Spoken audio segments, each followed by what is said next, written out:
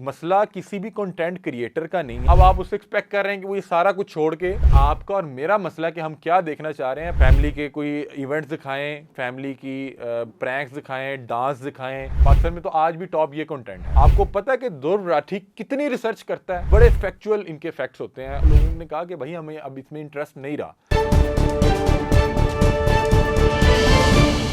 अस्सलाम वालेकुम नाज़रीन, मैं अली हमज़ा हूं और आप देख रहे हैं मेरा यूट्यूब चैनल। नाज़रीन, कल रात मैं सोशल मीडिया पे स्क्रॉल कर रहा था तो एक पोस्ट मेरे सामने से गुजरी। तो वो पोस्ट देखी तो मैंने सोचा कि मैं इस पर वीलॉग करूंगा और आपके साथ अपने थॉट्स डिस्कस करूंगा और मैं चाहूँगा कि आप कमेंट्स में अपने थॉट्स जो हैं हम तक पहुँचाएँ, हम उसका भी जवाब देंगे। सोशल मीडिया पे एक पोस्ट मेरे सामने से गुजरी और ये कोई पहली बार नहीं था कि मेरे सामने से ये पोस्ट गुजर रही थी। मैंने बारहा बार इस पोस्ट को देखा। उसमें हो कुछ यूँ रहा था कि एक इंडियन यूट्यूबर हैं जो बड़ा ही अच्छा कंटेंट करते हैं, एजुकेशनल कंटेंट करते हैं, ध्रुव राठी, और उनका कंपैरिजन किया जा रहा था पाकिस्तान के जो टॉप यूट्यूब कंटेंट क्रिएटर हैं उनके साथ। और इस लिस्ट में डकी भाई थे और साथ रजब फैमिली के जो रजब भट्ट हैं वो मौजूद थे। और ये मेरे सामने अभी वो तस्वीर मौजूद है क्योंकि मैंने उस टाइम इसको स्क्रीनशॉट ले लिया था, सोचा था कि इसको डिस्कस करेंगे। अब ये कोई मुजम्मिल सेज के नाम से पेज है और उन्होंने लिखा हुआ है कि यूट्यूबर वी वांट, उसके नीचे ध्रुव राठी की तस्वीर लिखी हुई है, लगी हुई है, और आगे लिखा हुआ है जोकर्स वी गेट। उसके नीचे डकी भाई और रजब की तस्वीर है और कोई इनके वीलॉग का एक स्क्रीनशॉट लगाया हुआ जिसमें रजब से लड़ाई का कोई थंबनेल बनाया हुआ था। और नॉर्मली मैंने कुछ जगहों पे देखा है कि लोग ये कहते हैं कि हम इस तरह का यूट्यूबर चाहते हैं, मतलब कि उसमें ध्रुव राठी की तस्वीर होती है और जो हमें मिला, मतलब कि इस तरह का एक कंपैरिजन किया जाता है। तो मैं बड़ा हैरान हुआ। मैं हैरान इसलिए हुआ कि क्यों जो ये हमारे यहाँ पे ये फैमिली व्लॉगिंग करते हैं इनको ध्रुव राठी के साथ ही कंपेयर किया जा रहा है। क्योंकि इंडिया में बहुत से ऐसे लोग हैं जो फैमिली व्लॉगिंग करते हैं, या बहुत से ऐसे लोग हैं जो इंटरटेनमेंट ही करते हैं या इंफोटेनमेंट करते हैं। जैसे वहाँ पे बहुत से दीगर यूट्यूब कंटेंट क्रिएटर भी मौजूद हैं। इवन कि वहाँ पे तो जो स्टैंड अप कॉमेडियंस हैं वो उनके बड़े जो है एस्टेब्लिश पेजेस हैं। उसके अलावा और बड़े जो नामवर वहाँ पे यूट्यूब कंटेंट क्रिएटर हैं जो फ़न करते हैं, इंटरटेन करते हैं, प्रैंक्स करते हैं, या वहाँ पे फैमिली व्लॉगिंग करते हैं। लेकिन ध्रुव राठी जो कि एजुकेशनल करते हैं, बहुत अच्छा कंटेंट करते हैं और बड़ी रिसर्च बेस्ड जो है डॉक्यूमेंट्रीज करते हैं, और रोज़ भी वीडियो नहीं करते, लेकिन जब करते हैं तो उनकी तकरीबन 2 ढाई करोड़ अब जो व्यूज़ हैं उनके वीडियोस पे आते हैं, लोग उनको देखते हैं, पसंद करते हैं। अब इस पूरे मामले में ये आपने भी कंपैरिजन तो देखा होगा, आपके सामने भी इस तरह की पोस्ट गुजरी होंगी। आप क्या समझते हैं कि इसका जिम्मेदार कौन है? क्या ये कंटेंट क्रिएटर जिनके व्यूज़ आ रहे हैं और आप इनसे एक्सपेक्ट कर रहे हैं कि ये आज अपना वो कंटेंट और वो बीट, वो नीश छोड़कर ये कोई एजुकेशनल शुरू कर दें? ऐसा नहीं हो सकता। ये इसमें इन तमाम कंटेंट क्रिएटर का कोई जो है, मैं समझता हूँ कि कसूर नहीं है। इसमें कसूर है आपका और मेरा, क्योंकि हम ये देखना ही ये चाहते हैं। जो ध्रुव राठी है, इसको सबसे पहले ये इंडिया में, मतलब कि इंडिया से इनका ताल्लुक है, तो सबसे पहले इनकी लोकल ऑडियंस ने इनको देखना शुरू किया और पसंद किया, और फिर इनको इतना पसंद किया और इनकी क्वालिटी इतनी अच्छी थी कि बॉर्डर पार डिफरेंट ममालिक में इनको देखा जाने लग गया।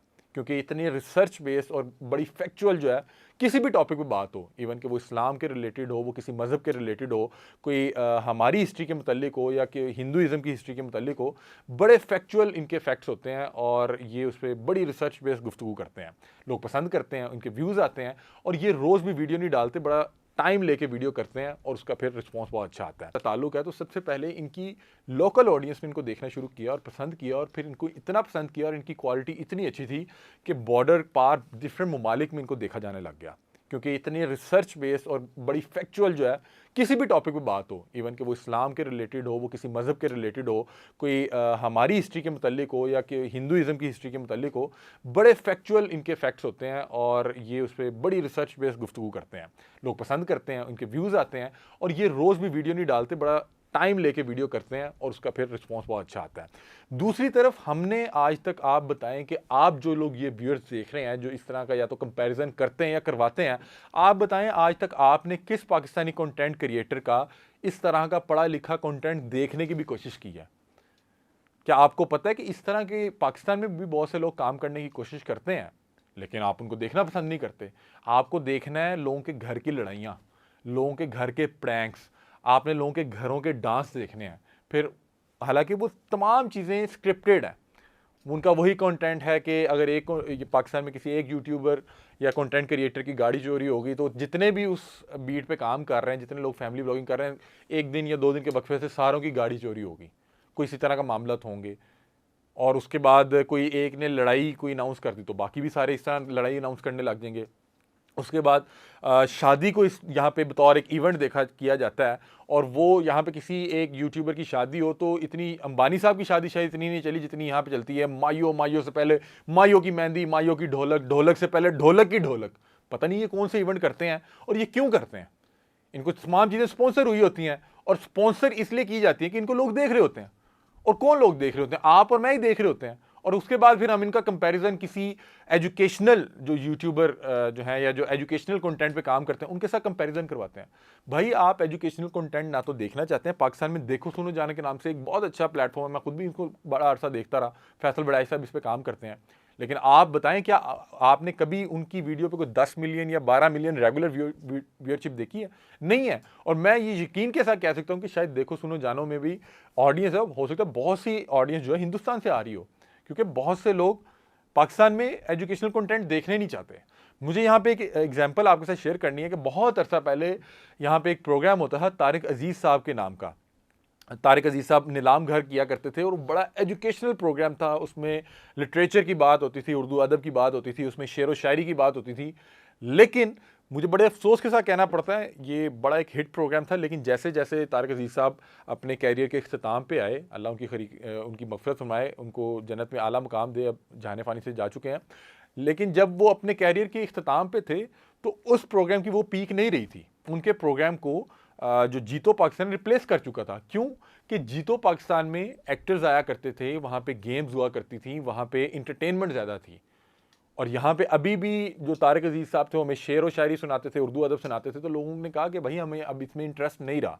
तो मसला किसी भी कंटेंट क्रिएटर का नहीं है, क्योंकि वो उस बीट पे ही काम करता है। लोगों ने देखा, अब उसने उस बीट को एक प्रोफेशन बना लिया। अब आप उससे एक्सपेक्ट कर रहे हैं कि वो ये सारा कुछ छोड़ के और वो कंटेंट शुरू कर दे, और जिस दिन वो कंटेंट शुरू करेगा जिसमें वो तालीम देने की कोशिश करेगा, शऊर देने की कोशिश करेगा, तो आप उसको वो देखेंगे ही नहीं। ये उस कंटेंट क्रिएटर का नहीं, ये आपका और मेरा मसला है कि हम क्या देखना चाह रहे हैं। पाकिस्तान में आज भी टॉप कंटेंट ये है कि या अपनी फैमिली के मसाइल लोगों के सामने रख दें, फैमिली के कोई इवेंट्स दिखाएं, फैमिली की प्रैंक्स दिखाएं, डांस दिखाएं, हल्ला गुल्ला दिखाएं, या कोई भी किसी भी 18+ टॉपिक पे वीडियो कर लें, वीडियो चल पड़ेगी। पाकिस्तान में तो आज भी टॉप ये कंटेंट है। और जब तक ऑडियंस ये देखना चाह रही है तो कौन पढ़ा लिखा कंटेंट करेगा? आपको पता है कि ध्रुव राठी कितनी रिसर्च करता है? उसकी कई बार मैंने देखा कि 15 या 10 12 15 2-2.5 हफ्ते के बाद उसकी वीडियो आती है, और उस वीडियो के बाद मतलब कि वो दोबारा इतने लंबे अरसे के बाद वो दोबारा फिर एक वीडियो डालता है। और यहाँ पे जिन कंटेंट क्रिएटर का आप बात कर रही हैं, दिन में 2 या 3 1-2 वीडियोस डालते हैं, इन्हें उस तरह का ना कंटेंट करना है ना इनको ज़रूरत है, क्योंकि आवाम देखने ही नहीं वो चाहती। अगर आप इतने अच्छे होते तो बताएं कितने लोग कासिम अली शाह को जाके सुनते हैं, या कितने लोग यहाँ के जो बड़े बड़े इल्मी और अदबी शख्सियात हैं, ज़ेम टीवी यहाँ पे एक बड़ा अच्छा काम करता है, कितने लोग उनको जाके देखते हैं, कितने लोग इन्फॉर्मेटिव वीडियो को जाके देखते हैं। मुझे बड़े अफसोस के साथ कहना पड़ रहा है कि यहाँ पे जो पाकिस्तान में भी कोई एजुकेशनल या इंफॉर्मेटिव काम करना शुरू करता है तो उसको भी उसमें मसाला डालने की ज़रूरत पड़ती है, क्योंकि उन्हें पता है कि इन लोगों को फैक्ट्स एंड फिगर से कोई फ़र्क नहीं पड़ता। यहाँ पे कुछ ऐसे चैनल मौजूद हैं जो सारा दिन इंफॉर्मेशन के साथ खिलवाड़ करते हैं और उनके मिलियंस में व्यूज़ आ रहे होते हैं, क्योंकि उन्हें पता है कि पाकिस्तानी को असल जो फैक्ट्स एंड फिगर है वो नहीं चाहिए।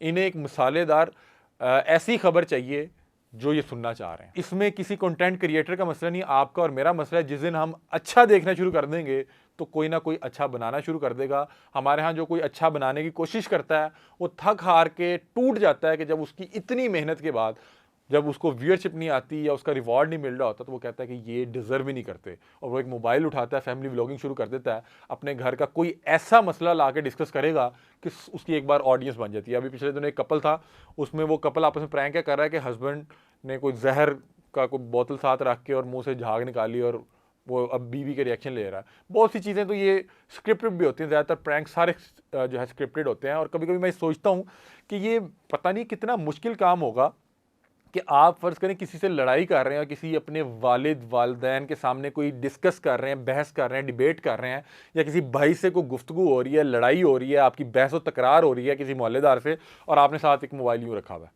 आपने यूँ मोबाइल रख के लड़ रहे हैं कि तुमने ये कहा था, तुमने वो कहा था। पता नहीं, मैंने आज तक वैसे इस तरह की लड़ाई नहीं देखी।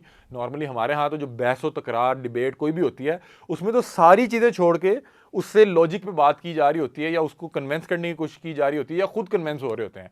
ये कौन सा मामला था जिस पे आप बहस भी कर रहे हैं तो एक आपका मोबाइल यहाँ पे है, आप लड़ाई भी कर रहे हैं, आप प्रैंक भी कर रहे हैं तो मोबाइल यहाँ पे है, और उसका तो उनको पता नहीं लग रहा है कि उसके साथ प्रैंक हो रहा है। बहरहाल क्या करें, अवाम को बेवकूफ़ बनाया जा रहा है, अवाम बेवकूफ़ बनना चाहती है, और हम इसी तरह का कंटेंट देखना चाहते हैं, इसी तरह का कंटेंट पसंद करते हैं। तो फिर आप क्यों कंपैरिजन करते हैं कि हमें ध्रुव टाइप कोई कंटेंट क्रिएटर चाहिए? ये पाकिस्तान में होता है तो शायद अभी तक ये हार चुका होता हिम्मत कि इतनी मेहनत करके वीडियो डालता हूँ, ये रिस्पॉन्स क्यों नहीं आता।